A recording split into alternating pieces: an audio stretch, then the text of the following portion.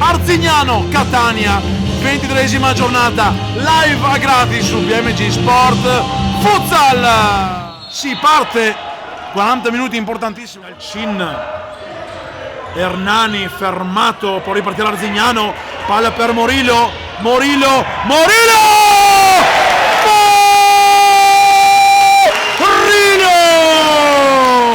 La ripartenza dell'Arzignano. Si vesti, ora palla Salas, cerca di bucata, fermato Leandrigno e Thiago Perez ci mette il piedone, contropiede, 3 contro 2 Amoroso per Simi. Morillo ristabilita la superiorità numerica con la difesa del Catania, che corsa veloce, gol traversa di Vinicius con Amoroso che può far uscire i suoi. Amoroso per Leandrigno, Morillo fuori di un nulla. Cronaca, bellissimo, tutto live a gratis su PMG. Il tiro e il pareggio quando meno ti aspetti, il numero 8 Hernani Oliveira. 1-1 Meta Catania, 1-1 del Meta Catania al minuto 15 e 42. Aspettiamo il fischio che si apre in questo momento.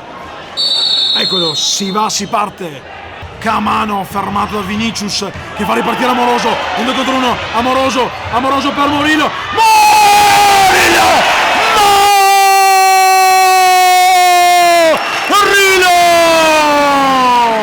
2-1 Arzignano, fa sedere, fa prendere il tè alla difesa del Catania e mette dentro con Dalcin che si accentra, tenta il tiro, la finta, si porta il pallone sul sinistro, alto di poco. Meta che insegue, però ha il pallone con Rossetti, il tiro, la risposta di Bastini, Silvestri, Rossetti, si accentra il tiro, palo di Rossetti, manca il massaggio, Bastini, pronto Bastini, palla troppo avanti, la traversa di Bastini,